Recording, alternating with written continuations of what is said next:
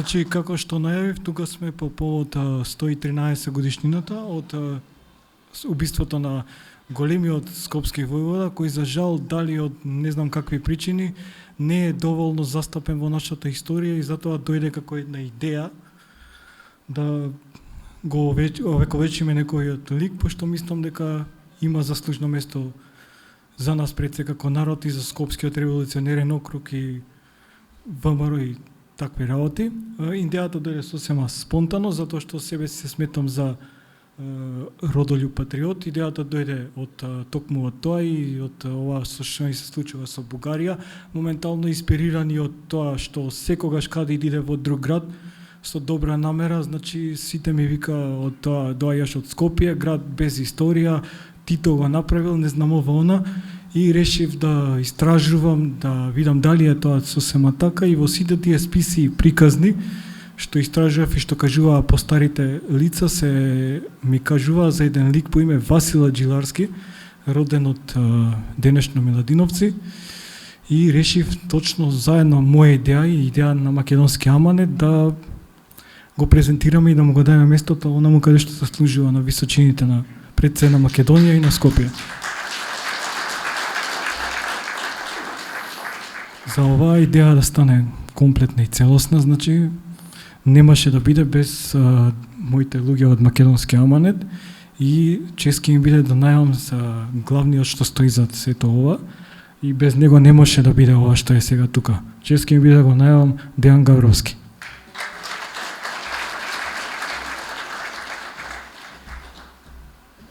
Добро вечер присутни, добро вечер градоначалник, добро вечер представници на општината Илинден. чест, гордост, радост е што почнуваме да ги воскреснуваме скопските војводи. Пред нешто повеќе од месец и пол се сретнавме со градоначалникот.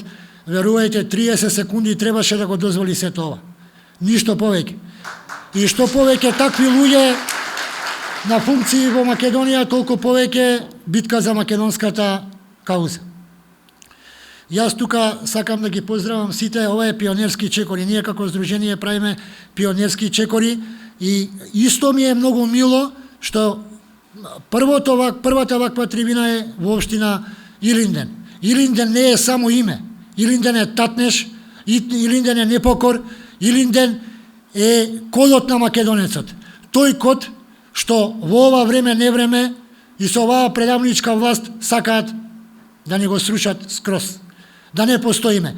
Меѓутоа, ние оваа генерација, заедно со овакви луѓе како градоначалникот, заедно со овакви ентузијасти кои што ги има македонски аманет, македонец за македонец, заедно со подпредседателот на нашето здружение Жарко Илиев, Елена и сите останати членови, нема да застанеме и ќе продолжиме да се бориме и да ги овие војводи воскреснуваме и на младиот човек во Скопје да го трнеме малку од кафичите, да го вратиме малку на традицијата, да го вратиме на тоа што е потребно на аманетот, сите заедно. Јас исто така благодарам и на професорката Виолета Ачковска што е тука присутна. Ќе замолам еден аплауз. Значи, сме се гледале на протести првпат вака и ми е чест што го поддржува се тоа и на коментари на Facebook, еве вака и во живо. Јас само можам да ветам како млад човек дека нема да ве разочарам, дека 100% нема да ве разочарам во битката која што ја тераме како здружение и ние нема да застанеме во таа битка. Во денешно време секој сака да биде историчар, меѓутоа јас себе си повеќе гледам во денешно време да го преточувам тоа што ни го оставиле предците во аманет, меѓутоа има луѓе кои што можат тоа да го презентираат, луѓе кои што има тоа струка, дејност.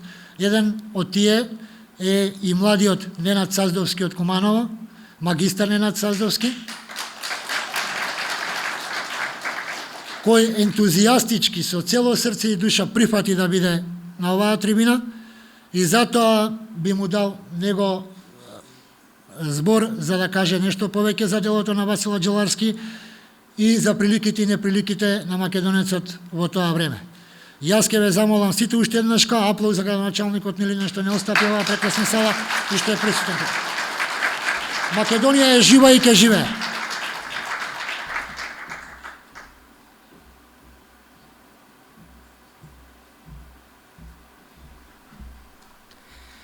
Добро вечер и од мене. Голема благодарност за организаторите на оваа трибина, Сдруженијето Аманет. Поздрав до градоначалникот на општина Илинден, до потомците на војводата Васил Аџеларски. Исто така сакам да упатам и посебен поздрав до мојата професорка Виолета Ачковска, до дел од моето семејство кој е тука присутно со мене и до сите останати гости во салата. И благодарам што ми дадоа можност да учествувам на оваа трибина и да ги кажам моите знаења во врска со ликот и делото на скопскиот војвода Васил Аџеларски. Васил Стојанов Аџеларски бил деец на македонската револуционерна организација, кој што за жал не е доволно истражен и чие што име не е доволно афирмирано во македонската јавност.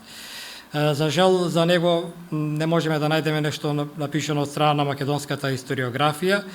Дури може да се каже дека многу повеќе може да се најде во некои бугарски документи и литература, бидејќи тие за жал имаат многу повеќе посветено внимание на овие работи од колку нашите историчари. Сепак ние сме млада држава, па имаме и така може да се каже млада историографија.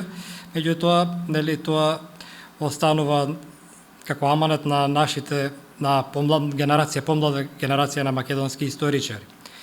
Васил Аџеларски, како што кажав, тој бил курир, четник и војвода на македонската револуционерна организација кој што делувал во Скопско и Кумановско.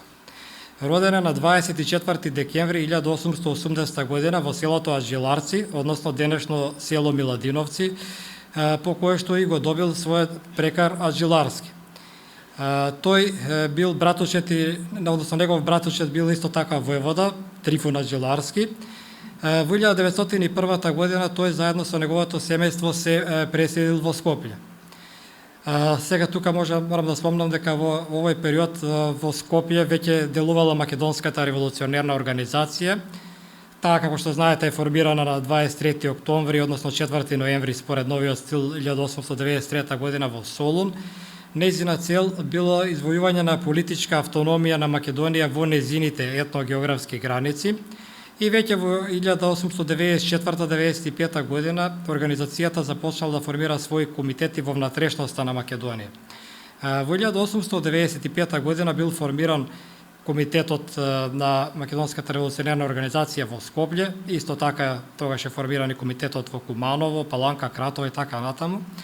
На чело на комитетот во Скопје бил поставен Георги Кандиларов. Комитетот бил формиран од страна на Даме Груев, еден од основачите и главните двигатели на организацијата. На Конгресот на Македонската револуционерна организација одржан во Солун во 1896 година, организацијата го променила своето име, односно таа била преименувана во Тајна Македоно-Одринска револуционерна организација МОРО. Исто така тогаш била направена и нова територијална организација на организацијата. Во согласно со таа територијална организација, регионот на Скопско и Кумановско и останатиот регион, што го спомнав, влегувале во состав на Скопскиот револуционерен округ, со кој што во прво време раководел Христо Матов. Во 1897 година се случила првата голема провала во редовите на организацијата, тоа е Виничката провала, во која што многу настрадал и регионот на Скопскиот револуционерен округ. Исто така Виничката провала допринела да дојде до промена на начинот на борба во редовите над МОРО, односно до создавање на Четничкиот институт, чиј што творец бил Гоце Делчев. Веќе, кон крајот на 1898-99 до почетокот на 1900 година започнува да се формираат и првите чети и во рамките на Скопскиот револуционерен округ. И така, во овие вакви околности Васил Аджиларски се вклучил во редовите на Македонската револуционерна организација. Тој бил назначен за курир на комитетот во Скопје и најпрвен бил задолжен за пренесување на оружје и писма. И така неговата активност била забележана од страна на османските власти и тој наскоро бил уапсен и бил затворен во затворот Куршумлијан во Скопје. Таму одлежал 2 години, се до пролета 1903 година, кога бил амнестиран. По неговото амнестирање тој станал нелегален четник во редовите во четата на кумановскиот војвода Александар Георгиев, познат како Сандо Чолакот. Веќе во овој период бил одржан и конгрес на Тајната Македонско-Одринска револуционерна организација во Солун, на кое што била донесена одлука за кревање на востанија во Македонија, кое што, како што не е познато на сите, е кренато на празникот 2 август Илинден 1903 година, заради што е и наречено Илинденско востание. За време на востанието во целиот Скопски санџак имало вкупно 15 судири помеѓу четите над МОРО и Аскерот, од кои што 2 биле на територија на Скопско, имаме и еден судир во Кумановско и во останатите региони. Четата на војводата Сандо Чолакот, во кој што учествувал и Васил Аджиларски, учествувала во судир со Аскерот кај селото Стубол. Тоа е Пробичтипско, односно делот регионот на Злетово. Во овој судир војводата Сандо бил ранет. Илинденското востание го актуализирало македонското прашање на дипломатски план и тоа довело до иницијатива за едни нови реформи во Македонија. Тие биле наречени мирштекски реформи според местото каде што биле донесени. И тука не би се задржувал многу на тоа, но би само потенцирал дека посебно опасна била третата точка од овие реформи, кое што предвидувала по смирување на состојбите да дојде до нова прераспределба или територијална организација на Македонија, со цел наводно по соодветно групирање на националностите во Македонија, а треба да се потенцира дека под поимот националности не се подразбира она што денеска го сметаме, туку тоа се подразбира припадност кон една или друга црква, односно тука тоа ги во се повеќе разгорело туѓите пропаганди во Македонија, кои што претходно се воделе преку црквите и училиштата, но сега добиле вооружена форма. Тука посебно би потенцирала српската пропаганда, која што била доста силна во овој регион, која што исто така добила вооружена форма. Српската четничка организација, или како што таа најпрво се нарекувала Србо-македонско здружение, а подоцна и тајно здружение Српска одбрана од 1905 година, била формирана некаде во октомври 1903 година, и таа веќе во 1904 година формирала и своја организациона структура на територијата на Македонија, вклучително во Скопскиот револуционерен округ, на територијата на Скопско, Кумановско, Паланачко, Кратовско. Таа делувала и во Велешко Азот, во Поречието, Прилепско и така натаму. Во Скопскиот регион таа најглавно била најмногу распространета во регионот на Скопска Црна Гора. Тука посебно се истакнува во српскиот војвода Коста Пеќанец, зависи како се чита на српски или на македонски. И така тука делувал и војводата Лазар Кујунџич, кој што најпрвен делувал во Скопска Црна Гора, а подоцна се префрлил во 1905 година се префрлил во Кумановско. По Илинденското востане исто така доаѓа до силна поларизација во редовите на МОРО. Се појавиле повеќе струи, значи тука е конзервативно централистичката струја, предводена од Христо Матов, која што се залагала за зачување на стариот централистички принцип на организацијата, и реформско-демократската, предводена од Јане Сандански, која што била поддржана од поголем дел од македонските револуционери, која што се залагала за децентрализација на организацијата. Тука било и еден прилично контраверзен македонски револуционер, Борис Сарафов, кој што исто така имал своји приврзаници на теренот. Тоа особено имало влијание на теренот меѓу војводите, кои што се делеле на централисти, односно приврзаници на Централниот комитет, и сарафисти и приврзаници на Борис Сарафов. Како сарафист во овој регион делувал војводата Боби Стојчев. Во прво време во неговата чета како помошник војвода бил и самиот Васил Аджиларски, на која што позицијата е останал до 1905 година. Во периодот од 2 до 7, односно 15 до 20 јануари според новиот стил, значи треба се потенцира дека тогаш се сметало според стариот календар, а сега според новиот, и затоа е ова забуна во датумите, бил одржан конгрес на Скопскиот револуционерен округ во Кратовското село Кнежево. На овој конгрес бил поканет Даме Груев да биде претседател на Скопскиот револуционерен округ, кој што подоцна ја прифатил оваа понуда.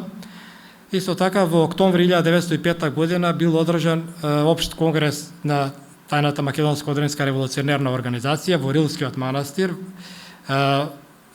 поради што е наречен Рилски конгрес, на кој што организацијата добила ново име, Внатрешна македоно-одринска револуционерна организација, односно ВМОРО.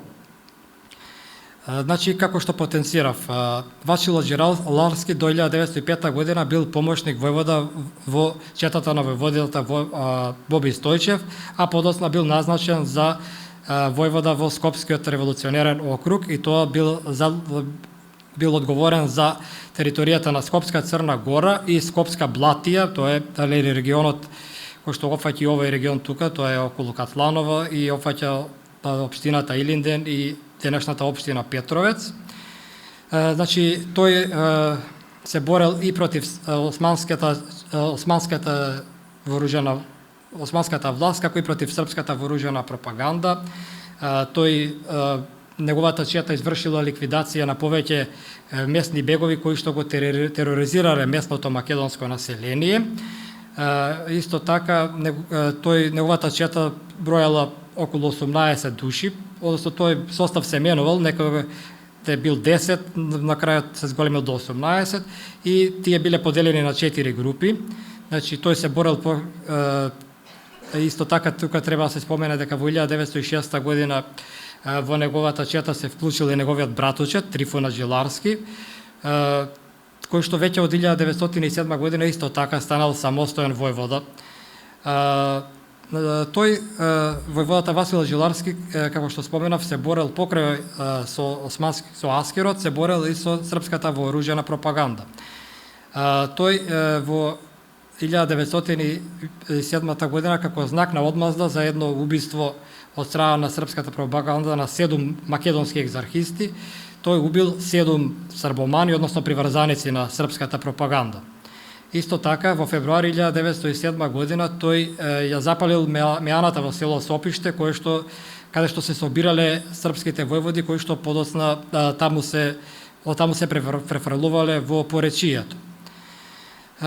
По загинувањето на Даме Груев на 23 декември 1906 година веќе започнал целосниот раскол во редовите на ВМОРО и така во март 1908 година приврзаниците на конзервативно-централистичката струја, на чие чело стоел Христо Матов, одржале свој собир во Кјустендил, кој што го наракле Кјустендилски конгрес. Од друга страна, реформско-демократската струја, предводена од Јане Сандански, исто така одржала свој конгрес во мај 1908 година, свој собир кој што го нарекла конгрес, но за да се дистанцираат од конзервативно-централистичката струја, тие се нарекле, односно конституирале своја посебна организација која што ја нарекле Македонско-одринска револуционерна организација. Набаргу на 23 јули 1908 година избувнала младотурската револуција, а МОРО земала активно учество во младотурската револуција. Во јануари 1909 година МОРО се трансформирала во Народна федеративна партија. Васил Джиларски исто така бил поддржувач на санданистите и на МОРО, и односно на Народната федеративна партија, и веќе по младотурската револуција се легализирал, односно започнал легално да действува. Меѓутоа тој знаел, бидејќи бил жесток противник на османлиските власти, дека бил следен и дека му се подготвува атентат. Заради тоа тој, бидејќи бил многу почитуван од скопското граѓанство, се скриел во старата скопска чаршија. Некаде во 1908 година бил избулнал еден пожар во скопската чаршија, кој што бил организиран од приврзаниците на Кор Расим. Тоа се луѓе кои што биле противници на младотурската револуција и кои што сакале да го ликвидираат војводата, и тие го откриле скривалиштето каде што тој се криел.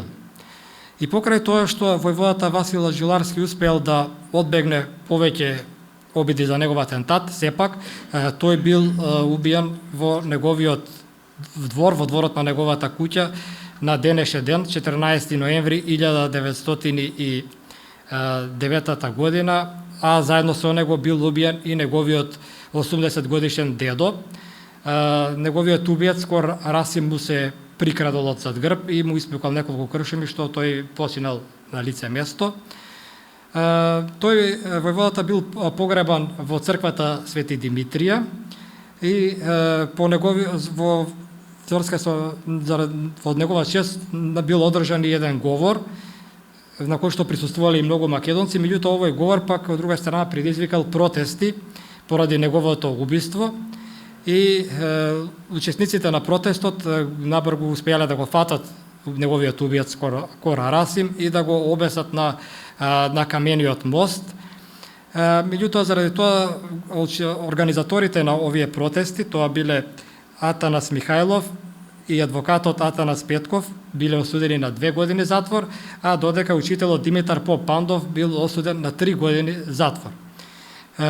Наредната година, во 1910 година, младотурците започнале акција за собирање на оружје и за разоружување на македонските револуционери и македонското население, па така при акцијата за собирање на оружје од страна на младотурците бил убиен и неговиот татко Стојан и неговиот брат Панчо. Ликот на Васил Джиларски и денеска се негува во неговото родно село Миладиновци, како и во општината Илинден. Токму заради тоа во негова чест е подигнат и споменикот, неговиот споменик во селото Миладиновци. Меѓутоа, како што кажав и на почетокот, неговото лик и дело не се доволно истражени од страна на македонската историографија, не се доволно афирмирани во јавност, и таа чест ни припаѓа на нас, на помладата генерација македонски историчари, повеќе да го обработиме и да го прикажеме неговиот лик и дело и неговата улога во која што е имал во македонското револуционерно движење, а особено во Скопскиот револуционерен поход. Тоа е тоа.